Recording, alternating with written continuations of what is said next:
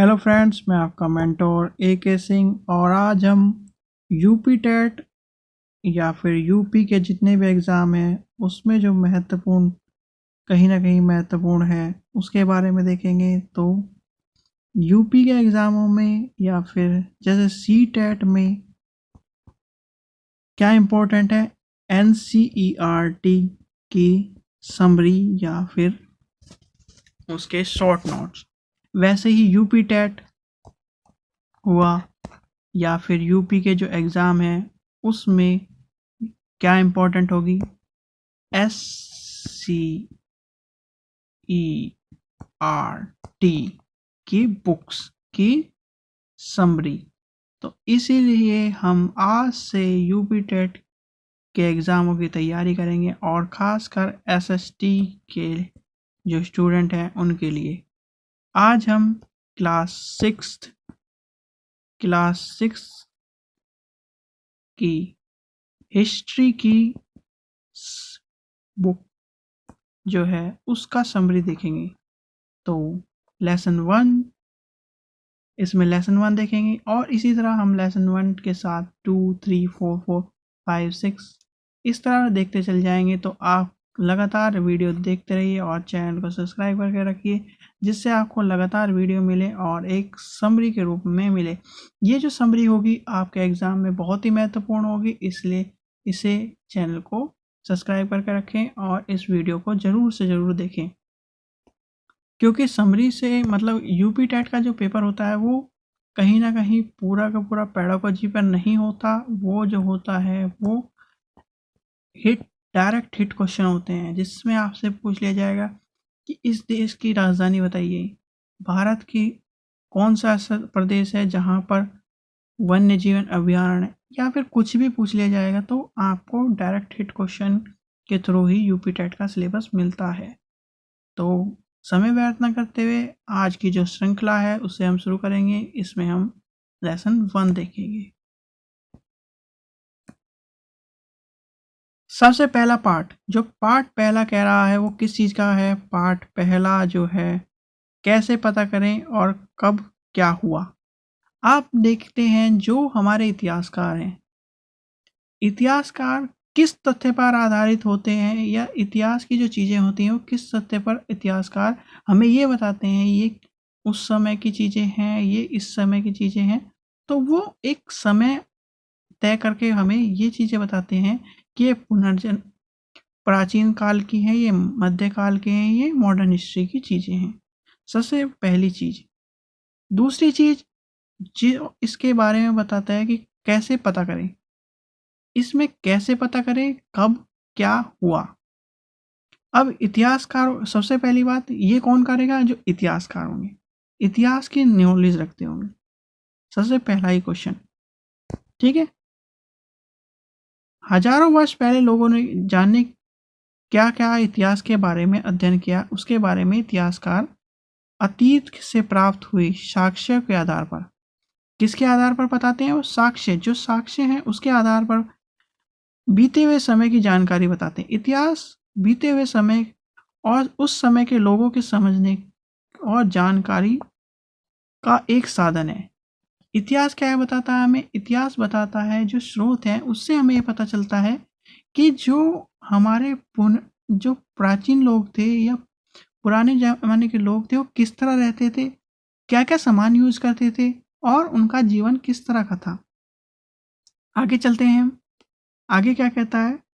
एक चीज़ और जो इसमें दी गई है, जो बॉक्स में दी गई है वो बहुत ही महत्वपूर्ण है, तो उसे जरूर देखेंगे। पुरातत्व, प्राचीन काल में मानव द्वारा प्रयोग में लाई गई वस्तु, निर्मित मंदिरों एवं इमारतों आदि के अवशेषों का अध्ययन पुरातत्व कहलाता है। इसका अध्ययन करने वाला पुरातत्व वेदा कहलाता है। मतलब जो आपने देखा होगा, जो वस्तुएं हैं, निर्माण मंदिर हैं, इमारतें हैं आदि अवशेषों का जो अध्ययन है वो क्या कहलाएगा? पुरातत्व। और अध्ययन करना जो मैन होगा, जो मतलब हिस्ट्री वाला आदमी होगा, जो उसका अध्ययन करेगा कि ये जैसे एक मटका है, मान लीजिए एक मटका है और वो प्राचीन काल का है, तो उसका आपको कौन बताएगा? ये प्राचीन काल का। इसका अध्ययन जो करेगा उसे क्या कहते हैं? पुरातत्ववेदा। और जो चीजें होंगी, जैसे ये पुराना बर्तन है, ये प्राचीन काल, मान लीजिए ये महाभारत काल का बर्तन है, तो ये जो बर्तन है, ये इमारतें हैं, ये क्या कहलाएंगे? पुरातत्व। जैसे आपने देखा होगा पुरातत्व चीजें हैं, आपने ये सुना होगा। ठीक है बच्चों, आगे देखते हैं कैसे पता लगाएं। अब इसमें क्या बात कही है, कैसे पता लगाएं? आप कैसे पता लगाएंगे? आपने देखा होगा, आप अपने, ये सीधे सीधे एग्जाम्पल लीजिए, आप अपने जो आपके दादा दादी हैं या उनके दादा दादी हैं, उनके बारे में कैसे जानते हैं? उनके जो घर हैं, उनके जो सामान हैं, उनके जो चीज़ें हैं, उनके द्वारा उनको जानते हैं। या फिर आजकल का ज़माना है, फ़ोटो का ज़माना हो गया, तो फ़ोटो से जानते हैं। तो कहीं ना कहीं ये सब चीज़ें की बताने के लिए ही कैसे पता लगाएं, ये हमें इतिहास बताता है।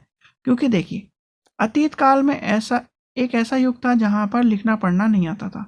तो लोगों का जीवन जो होता था उस समय, उनके मिट्टी के बर्तन, खिलौने, हथियार और औजारों के द्वारा उनकी वस्तुओं को पुरातत्व के आधार पर खोद कर, पुरातत्वविद जो हैं उन्होंने खोदा और उन चीज़ों के आधार पर हमें ये बताया कि उस समय का इतिहास इस तरह का रहा होगा।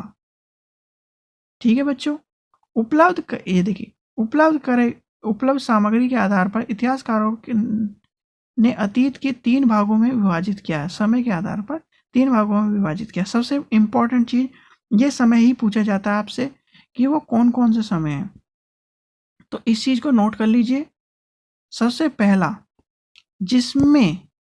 जिस समय कोई लिखित सामग्री उपलब्ध नहीं है, तो उसे क्या कहलाएगा? प्राऐतिहासिक काल। हमारे जो इतिहास को 3 भागों में बांटा गया, प्राऐतिहासिक, ऐतिहासिक और ऐतिहासिक काल। इसमें डिफरेंस क्या है? जहां पर आपको ये क्वेश्चन मिले कि ऐसा कौन सा काल है जहां पर कोई भी लिखित सामग्री या फिर लिखित अवशेष नहीं प्राप्त हुए हैं, जिसमें इतिहासकारों ने मिट्टी के बर्तन और जो उनकी सामग्री है उसी के आधार पर इतिहास को बताया है, तो वो कौन सा होगा? प्राऐतिहासिक या पूर्व ऐतिहासिक काल। दूसरा है, जिस समय लिखित साक्ष्य तो प्राप्त हुए हैं पर उनको पढ़ने के योग्य नहीं है, वो है अर्ध ऐतिहासिक काल। जैसे कि आपने देखा होगा सिंधु घाटी की सभ्यता या हड़प्पा सभ्यता के आज तक अवशेष हमें मिले हैं, लिखित सामग्री भी मिली है, पर उसे आज तक पढ़ा नहीं गया है, क्योंकि वह ऐसी लिपि है जिसे आज तक कोई भी इतिहासकार पूर्ण रूप से पढ़ नहीं पाया है और उसे समझ नहीं पाया है। नेक्स्ट और आखिरी है, जो तीसरी है हमारी, ऐसे जिस प्रकार जो समय की लिखित भी मिली है हमें और उसे पढ़ा भी जा सकता है, वो है ऐतिहासिक काल। तो ऐतिहासिक के कालों कितने रूप में बांटा गया? प्रागैतिहासिक। ये चीजें नोट करके रख लीजिए, मोस्ट इंपॉर्टेंट है और यही इसी से क्वेश्चन पूछा जाता है। प्रागैतिहासिक हो गया, अर्ध ऐतिहासिक और ऐतिहासिक काल। तो 3 कालों में विभाजित हो गया। आगे देखते हैं हम, आगे क्या है। एक ये चीज, ये बहुत मोस्ट इंपॉर्टेंट है। जितने भी कहना आपको डब्बे में या बॉक्स में चीजें देखी मिलेगी, वो आपको नोट कर लेनी है और उसी से कहीं ना कहीं क्वेश्चन मिलता है। ताड़ पत्र, ताड़ के जो पत्ते होते हैं उसके चौड़े चौड़े पत्तों पर जो लिखा जाता है, जैसे आपने देखा होगा पुराने जो पिक्चर, जैसे आपने अगर एनसीईआरटी किसी बच्चे ने पढ़ी होगी तो एनसीईआरटी में इसका चित्र भी दिया गया। ताड़ पत्र हो गया, भोजपत्र हो गया, इनका जो आपको चित्र मिलेगा। नेक्स्ट जो है वो क्या है? भोजपत्र। भोज नामक पेड़ की छाल पर जो लिखा जाता है, जैसे आपने मूवी में देखा होगा, जो पुराने जमाने की जो हिस्टोरिकल मूवी दिखाते हैं उसमें ताड़ पत्र और भोजपत्र का क्लिप दिखाई जाती है छोटी छोटी, तो उसमें उसी तरह का ये होता था, ताड़ पत्र और भोजपत्र। ताम्रपत्र, ताम्रपत्र का क्या है? जो तांबे की पतली एक चपटे टुकड़े पर लिखा जाता था। स्तंभ लेख, स्तंभ लेख के बारे में ज्यादा सब जानते होंगे, जैसे आपने देखा होगा अशोक के स्तंभ लेख या फिर बहुत सारे जो स्तंभ लेख हुए वो जो पत्थर के खोदे गए या पत्थर पर जो खोद कर लिखे जाते थे वो स्तंभ लेख पत्थर पर के खंभे पर लिखे गए। जैसे आपने देखा होगा दिल्ली का जो लौह स्तंभ है वो भी एक स्तंभ लेख ही माना गया है। ठीक है। एक है शिलालेख, पत्थरों की चट्टानों पर लिखा गया। जैसे आपने देखा होगा जो एलिफेंटा और एलोरा की गुफा है वहां पर भी इस तरह के लेख मिले हैं। आगे चलते हैं। यहाँ पर वही बात की है, प्राचीन काल में मानव जब लिखना शुरू किया उसने कागज का ज्ञान नहीं था तो ताड़पत्र, भोजपत्र, ताम्रपत्र और कभी कभी वो शिलाओं और स्तंभ और पत्थरों की दीवारों पर मिट्टी के छोटे छोटे टुकड़ों को लिखता था। जैसे आपने देखा होगा आप छोटे होंगे तो क्ले से जरूर खेले होंगे या फिर आपने मिट्टी के लड्डू जरूर बनाए होंगे। तो उसी जमाने में भी मिट्टी के जो लड्डू होते थे आपने एक गुल्लक का प्रयोग किया होगा। तो गुल्लक कैसे होती है? गुल्लक में होता है कि उसे जो कुम्हार होता है उसे मिट्टी को बना के पकाता है। तो उस समय भी जो स्लेट का जैसे स्लेट का प्रयोग होता था वो स्लेट एक मिट्टी की स्लेट होती थी जो कि हमें हड़प्पा और अन्य सभ्यताओं में देखने को मिली है। नेक्स्ट देखते हैं प्राचीन इतिहास के विषय में जानकारी लेखन और उसके इतिहास को जानने के लिए स्रोत इस प्रकार हैं। देखते हैं पुरातात्विक स्रोत मोस्ट इंपॉर्टेंट। इन सब चीजों का जो मैं बता रहा हूं जो अंडरलाइन या फिर इंपॉर्टेंट बता रहा हूं उस चीज को ध्यान दें।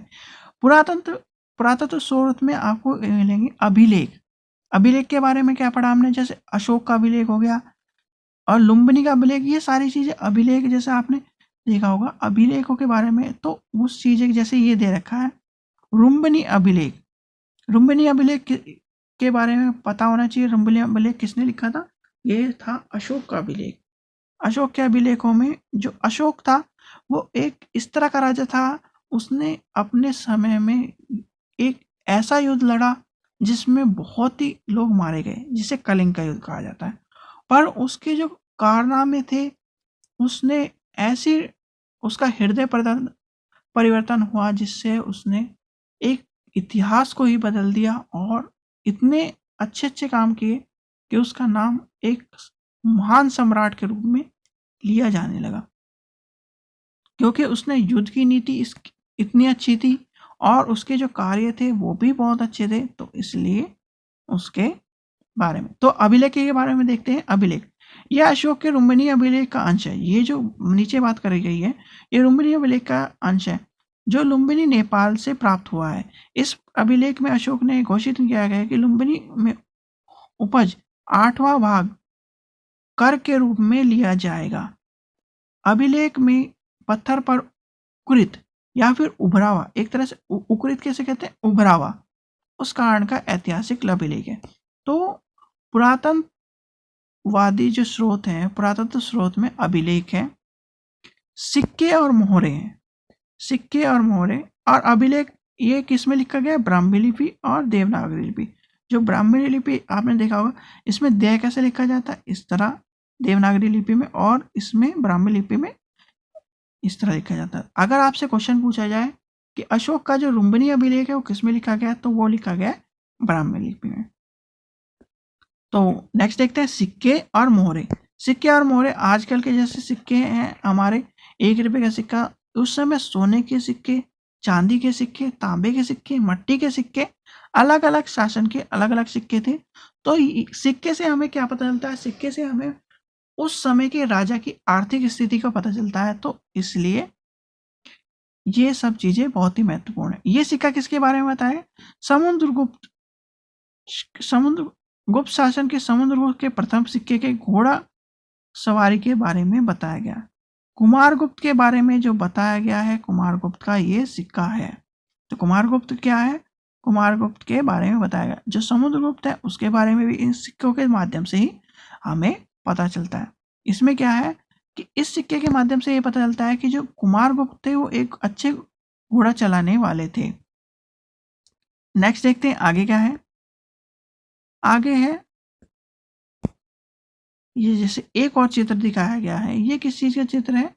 मेसोपोटामिया का जो चित्र है, ये वे मोहरे हैं, या आपने देखा होगा आज के समय में गोल मोहरे में, पुराने समय में चकोर मोहरे भी देखने के लिए मिल रही है।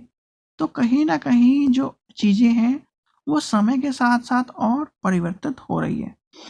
धोलावीरा, धोलावीरा मोस्ट इंपॉर्टेंट है। धोलावीरा के ऊपर क्वेश्चन एसएसटी में कई बार यूपी टेट में आपको देखने के लिए मिला है, तो इस चीज को ध्यान में रखें।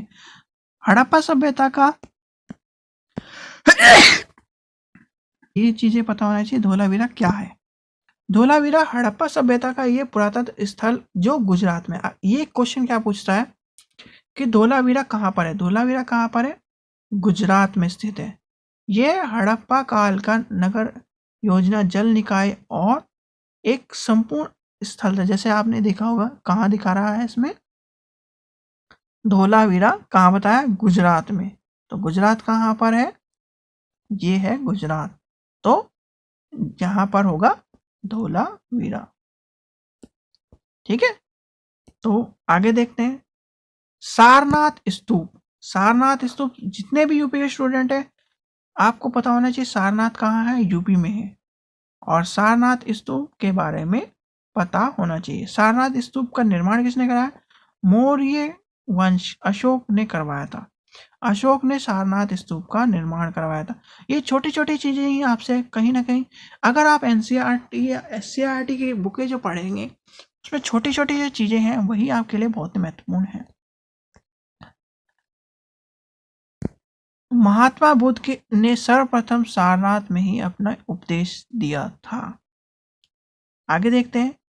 साहित्यिक स्रोत, साहित्यिक स्रोत में ताम्रपत्र, भोजपत्र, ताड़पत्र, चमड़े की लकड़ी की पट्टी जो है वो सारी आएंगी। इसमें खाने पीने, विचार, रहन सहन के बारे में लिखा रहता था। तो अब क्या है देखते हैं हम। पुरातत्व स्रोत में हमें क्या मिला? अभिलेख मिले, सिक्के और मोहरें मिली, और धोलावीरा के बारे में बताया गया, और सारनाथ के स्तूप। दूसरा क्या है? साहित्यिक स्रोत। साहित्यिक स्रोत में आपने ऊपर देखा था, साहित्यिक स्रोत में क्या है? ताड़पत्र, भोजपत्र, ताम्रपत्र, और जो ये है जैसा आपने बताया था अभी मैंने कि जो मिट्टी के वो होते थी पट्टियां, उनसे बना के लिखा जाता था। ये जो टेबल है इसे आप स्क्रीनशॉट ले लीजिए, और ये मोस्ट इंपॉर्टेंट है, इससे कहीं ना कहीं क्वेश्चन पूछा जाता है। सबसे पहले पुस्तक का नाम, पुस्तक के नाम में धार्मिक साहित्य, वेद के बारे में, वेद किसने लिखा इसके बारे में कोई नहीं है, ये वैदिक काल का विवरण बताता है। रामायण और महाभारत, रामायण किसने लिखी? वाल्मीकि जी ने, और महाभारत वेदव्यास ने। महाकाव्य कालीन समाज का वर्णन करता है। जैन धर्म और बौद्ध धर्म, इसका कोई लेखक नहीं है। ये 6ठी शताब्दी के राजनीतिक, सामाजिक, धार्मिक स्थिति के बारे में बताता है। नेक्स्ट देखते हैं हम, नेक्स्ट क्या कह रहा है? धृत्य स्रोत, इसमें क्या है? अर्थशास्त्र। ये कई बार पूछा गया है यूपी टेट में कि अर्थशास्त्र किसने लिखा? अर्थशास्त्र किसने लिखा? कौटिल्य ने। और अर्थशास्त्र में क्या चीज है? मौर्य समाज की राजनीतिक, सामाजिक, आर्थिक और धार्मिक। सबको कंफ्यूजन होता है जब अर्थशास्त्र का नाम आता है, तो ये सोचते होंगे कि ये आर्थिक चीजें जैसे इकोनॉमिक्स है वही चीज है।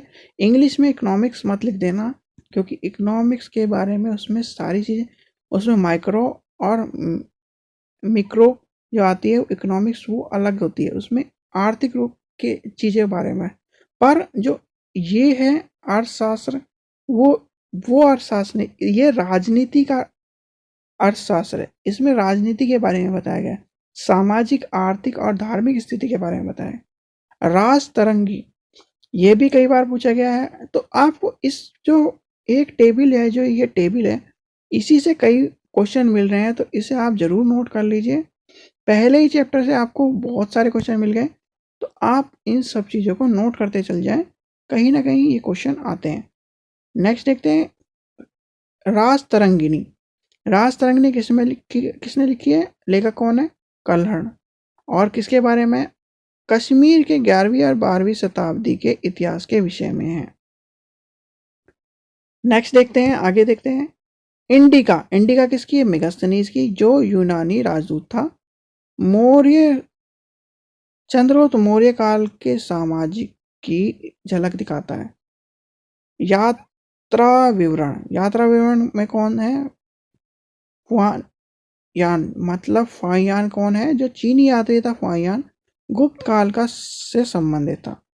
यात्रा विवरण एक और, स्वेन तियान, जो हुएनसांग के नाम से जाना जाता था और चीनी यात्री था, हर्षवर्धन के शासनकाल का विवरण लिखा है।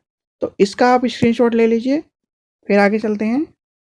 ये मोस्ट इम्पॉर्टेंट है जिसे कहेंगे, इसी से आपके क्वेश्चन बहुत सारे निकल जाएंगे। इसमें वेदों के बारे में पूछ लिया जाए, रामायण के बारे में पूछ लिया, जैन धर्म के बारे में, बौद्ध धर्म के बारे में, अर्थशास्त्र के राजतरंगी, इंडिका, यात्रा विवरण और यात्रा विवरण के बारे में बताए। इसमें यही पूछा जाता है, रामायण किसने लिखी है पूछ लिया जाएगा, महाभारत किसने लिखी, जैन धर्म का साहित्य के बारे में पूछ लिया जाएगा, कब हुआ, अर्थशास्त्र किसने लिखी, राजतरंगिणी किसने लिखी, इंडिका किसने लिखी, इस तरह क्वेश्चन पूछे जाते हैं। आगे चलते हैं हम, आगे क्या चीज कह रहा है? आगे जो चीज कह रहा है, इस प्रकार प्राचीन इतिहास के साहित्य और दोनों स्रोतों के बारे में विदेशी यात्रियों और विवरण का जानकारी देती है। इतिहास में स्रोतों के अतीत के बारे में, पशु के बारे में, कृषि के बारे में, शिल्प के बारे में, उनके जो लेन देन और ताप तोल थे, उनके सामाजिक आर्थिक स्थिति के बारे में हमें बताता है। ठीक है, घर परिवार, स्त्री और शिक्षा, रहन सहन, देश, ये सब चीजें हमें समाज में पता चलती है। ठीक है, अगर आपसे पूछा जाए तो इतिहास की जो आर्थिक स्थिति है वो कैसे पता चलेगी? उनके जो कृषि के किस तरह कृषि करते थे, पशु किस तरह के रखते थे, काम धंधा कैसा था, नाप तोल कैसा था, लेन देन कैसा था, इस चीजें के आधार पर हमें आर्थिक स्थिति के बारे में पता चलता है। परिवार कैसा था, स्त्रियां कैसी थी, शिक्षा कैसी थी, रहन सहन कैसा था, खाना पीना कैसा था, वस्त्र कैसा था, मनोरंजन, त्योहार, मेले आदि के बारे में, उनकी सामाजिक स्थिति के बारे में पता चलता है। राजा, प्रजा, प्रशासन, सुरक्षा, सेना व्यवस्था के आधार पर हमें राजनीति स्थिति का पता चलता है। कला, आचार विचार, ज्ञान विज्ञान, मान्यता, धार्मिक विश्वास, देवी देवता, पूजा, परंपरा के आधार पर हमें धार्मिक और सांस्कृतिक स्थिति का पता चलता है।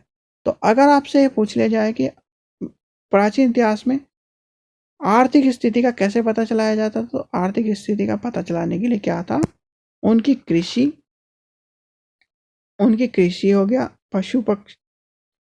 पशु और पालतू जानवर हो गया, काम हो गया उनके, ये इन चीज़ों सब चीज़ों से पता चलता था उनकी आर्थिक स्थिति। जैसा सिक्के हो गए, सिक्के से भी उनकी आर्थिक स्थिति पता चलता है, सिक्के से आर्थिक स्थिति पता चलता था। ऐसा होता जो सिक्के गोल्ड के होते थे उनका ये समझा जाता था कि वो आर्थिक रूप से संपन्न है, चांदी के होते थे वो कम माने जाते थे, इस तरह के, तांबे के, तो कहीं ना कहीं ये सब चीज़ें महत्वपूर्ण हैं। आगे देखेंगे, इतिहास में मानव संस्कृति और धार्मिक, सामाजिक और समझने की सहायता और अध्ययन के बारे में हमें पता चलता है। भविष्य और वर्तमान के लोगों के सीखने और उनके बातों के बारे में हमें पता चलता है। ये चीज़ें इंपॉर्टेंट नहीं है। अब ये चीज़ इंपॉर्टेंट है, ये डायग्राम इंपॉर्टेंट है। आप चीज़ें कौन पहले कौन बाद में, इनका ये चीज़ें कि आपने देखा होगा जब आपने मतलब आपके पिताजी ने कोई घर बनाया, उनके पिताजी ने उसी जगह पे घर बनाया होगा, तो उनके पिताजी ने भी उनसे घर बनाया होगा, तो जो उन्होंने घर बनाया उनके पिताजी ने, मतलब आपके ग्रैंडफादर के ग्रैंडफादर ने घर बनाया, तो उसका घर और उसकी जो मिट्टी है वो दबी, फिर उन्होंने जो दूसरी पीढ़ी आई उन्होंने उसके ऊपर एक घर बनाया। मतलब ये जो है, जो नई मिट्टी है ऊपर, मतलब जो आपके या आपने जो घर बनाया वो ये है, आपके पिताजी ने घर बनाया ये, आप उनके पिताजी ने जो घर बनाया ये, और उनके जो पिताजी ने घर बनाया ये, तो मिट्टी की लेयर लगती चली गई। पहले सतह यहाँ थी, तो उन्होंने मिट्टी की सतह पे बना लिया, फिर थोड़ा और भरा करके उनकी सतह पे बना लिया, फिर और सतह। तो इस तरह से हम कौन पहले कौन बाद में, उसका मतलब यही है कि कैसे पता चला है। इसमें देखते हैं, चलिए। जब पुरातत्व किसी की खुदाई करता है तो कैसे पता चलता है कि ये पहले है या बाद में है। किसी पुरातन स्थल की कई वस्तुओं के अवशेष मिले हैं तो आमतौर पर हम लोग टूटे हुए, दबे हुए या घर के नीचे जो टूटे फूटे सामान है उसी के आधार पर ये धीरे धीरे जो ऊंचा स्थान होता रहता है, तो उसी की चीजें बताई गई है जो अभी मैंने एक्सप्लेन किया। आगे देखते हैं। ये भी एक मोस्ट इंपॉर्टेंट चीज है, आपको पता होना चाहिए बीडी एडी और बीसी में क्या अंतर है। इतिहास की तिथि। इतिहास की तिथि जानने के लिए ईसा पूर्व में होती है या फिर कुछ ईस्वी कहते हैं। ईसा पूर्व का तात्पर्य है ईसा मसीह या ईसाई धर्म के प्रवर्तक के जन्म से पहले का समय, जिसे हम बीसी या बिफोर क्राइस्ट के नाम से जानते हैं। इसी प्रकार ईस्वी या एडी के नाम से जो जानते हैं, एडी की फुल फॉर्म आपसे पूछ ली जाती है। एडी और जो बीसी है उसकी फुल फॉर्म याद करें। एडी की फुल फॉर्म क्या है? लैटिन भाषा के दो शब्द से एनोडोमी। एनोडोमी का जो फुल फॉर्म, एडी की फुल फॉर्म क्या है, ये चीज आपको याद होनी चाहिए। एडी की फुल फॉर्म क्या है? एनाडोमी। और बीसी की फुल फॉर्म क्या पढ़ी हमने? Before crisis. सीधी सीधी बात ये है, देखिए आप, ये एक सीधी लाइन है, ये समय की लाइन है, और ये है जीरो लाइन, ठीक है। ये समय है एडी, जो कि आज के समय के हिसाब से चल रहा है, मतलब 1 2 3 4, और आज क्या है 2022, ठीक है। अब ये जीरो से इधर का है समय 1 2 3 और मैनी जो टाइम है। एडी जो चलता है वो 1 से लेके आगे की गति में चलता है, और जो बीसी है वो 1 से पीछे की तरफ को चलता है। मतलब आप एडी में आप सीधे चलेंगे, और जो बीसी है उसमें आपको उल्टा चलना है, ठीक है। तो यही चीजें कहा जा रहा है एडी और बीसी के बारे में। ये मोस्ट इंपॉर्टेंट, इसे जरूर लिख के रख लेना कि एडी को क्या कहा जाता है और बीसी को क्या कहा जाता है। एडी का मतलब ईसा मसीह के जन्म के वर्ष के या उसके बाद का समय है, ठीक है। आगे देखते हैं आगे क्या कहा गया है। आगे जो महत्वपूर्ण शब्दावली, अभिलेख के बारे में हमने पढ़ लिया। अभिलेख पत्थरों पर जो उभरा हुआ है, धातु पर जो स्तूप के बारे में पूछ लिया जाता है। स्तूप जो टीले होते थे जिसमें क्या ना महात्मा बुद्ध की या उनके अनुयायियों की दांत, हड्डियां, आपने देखा होगा जो एमपी है, भोपाल एमपी में क्या नाम बुद्ध का एक स्तूप है, या और जगह भी स्तूप है, तो उनके स्तूप है उनमें क्या क्या रखा है, उनमें उनकी दांत, हड्डियां या राख, उनके जो अंग हैं उनको, जैसे पुराने जमाने में जो जो लोग होते थे वो अपने बड़े लोगों को अपने आंगन में या फिर अपने पास ही दबा लेते थे, मतलब अपने घर के आंगन में दबा लेते थे, जिससे उनके जो परछावा है वो हमारे पे बना रहे। उसी तरह से जब महात्मा बुद्ध का जो परछावा है, उनके दांत के रूप में लोग उनके साथ रहना चाहते हैं, उनकी हड्डियों के रूप में, उनके राख के रूप में, तो ये सब चीजें ही स्तूप में रखी गई हैं, ठीक है। पुरातन स्थल कौन से होते हैं? जहां पर खोदाई करके अवशेष मिलते हैं उसे ही पुरातन स्थल कहते हैं, ठीक है। और चीज जानने के लिए, महाभारत विश्व का सबसे बड़ा काव्य है। अगर आपसे पूछा जाए विश्व का सबसे बड़ा महाकाव्य कौन सा है, तो आंख बंद कर महाभारत पर लगा दीजिए। एक और चीज, लंदन में स्थित ब्रिटिश म्यूजियम विश्व का सबसे पुराना संग्रहालय या म्यूजियम है। अगर विश्व का सबसे बड़ा म्यूजियम पूछा जाए तो कौन सा है, वो है लंदन में स्थित ब्रिटिश म्यूजियम विश्व का सबसे बड़ा है। अगर ये क्वेश्चन भी पूछा जा सकता है या पूछा जाने की संभावना है, जो आर्कियोलॉजिकल सर्वे ऑफ इंडिया है, ASI, archaeological survey of India, जिसे हम पुरातत्व वेदाओं का या फिर पुरातत्व वेदाओं के एक स्रोत का या फिर उनका संस्थान कहते हैं, वही उसको जो सबसे पहले जन्मदाता कौन माना जाता है? Alexander Cunningham. अलेक्जेंडर कनिंघम को भारत पुरातत्व विभाग का जन्मदाता कहा जाता है। तो क्या इम्पोर्टेंट देखा हमने ये चीजें। तो आपका आज का जो पहला चैप्टर है वो कहीं ना कहीं पूरा हुआ है, और इस चैप्टर में आपने बहुत सारी चीज़ें सीखी हैं। जहाँ जहाँ चीज़ें जो बताई गई हैं उसमें आपको बताया गया, उसका आप स्क्रीनशॉट लेके रख लें, तो कहीं ना कहीं आपके लिए बहुत ही महत्वपूर्ण होगा। और यही छोटी छोटी चीज़ें बुक से पूछी जाती हैं और बच्चे गाइड या फिर अन्य बुक से पढ़ते रहते हैं, और उनके जो 60 नंबर हैं, जो SST के जो 60 नंबर हैं, वो दिक्कत देते हैं। तो आशा करता हूँ आपको वीडियो पसंद आई। वीडियो पसंद आई तो लाइक करें, शेयर करें और चैनल को सब्सक्राइब रखें, जिससे आने जो सेकंड चैप्टर है उसकी वीडियो आपको जल्दी से जल्दी मिल जाए। Thank you.